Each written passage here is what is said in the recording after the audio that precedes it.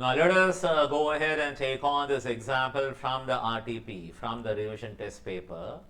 It is an example on accounting standard 5, where even asked to classify the items as prior period items, or a change in accounting estimate, or a change in accounting policy, or it is an ordinary activity. Yes. So the following of Berlin Limited has asked you to identify the following items as change in accounting policies, change in accounting estimates, extraordinary items, prior period items, and ordinary activity. Okay. So number 1, non-provision for salary already due in earlier year. So that means what? You should have recognized a salary on accrual basis, right? So you never made a provision previous, it's a mistake. What is the answer? It is a prior period item. It's a mistake made in the past. Yes. Next. Second, attachment of property of the enterprise. And this item is an example given in AS-5 as extraordinary item. Right. Example, the property has been attached by the income tax department. Third one, introduction of new pension scheme for employees. So that is not a change in accounting policy. It is just an ordinary activity. Next. Fourth one, changes in reserve for obsolete inventory.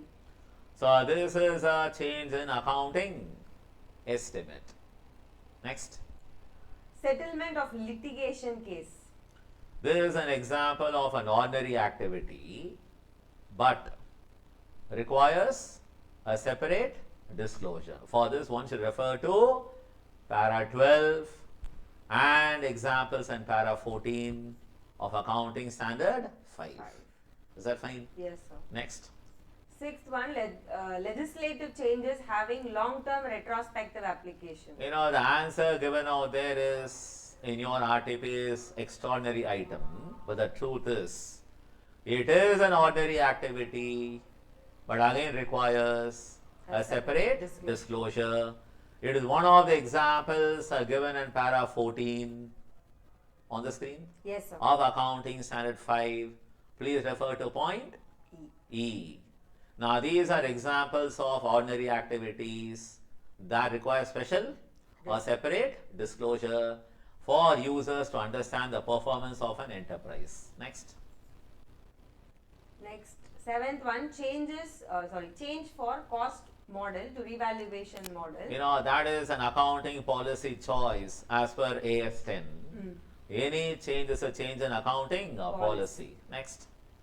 Then government sanctioned grant in current year for expenses incurred in the previous accounting year. You know, the government sanctioned grant, that means the grant becomes receivable in the current year for some expense or loss suffered in the previous year, right? The expense incurred or loss suffered in the previous year. The right answer is not a mistake. It cannot be labeled as a prior period item. It is actually an extraordinary item if appropriate, or is an ordinary activity, right? Yes, sir. Now reference is accounting standard 12.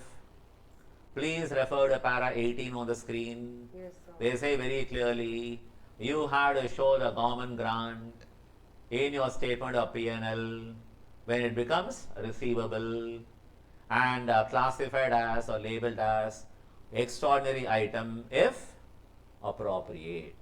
Is that fine? Yes, sir. You can write that as an answer for the last subdivision. So the answer given out there is wrong. It is not a mistake made by the company in the past. Is that fine? Yes, sir. Got it? Yes. Yes. That's it, guys. Bye-bye.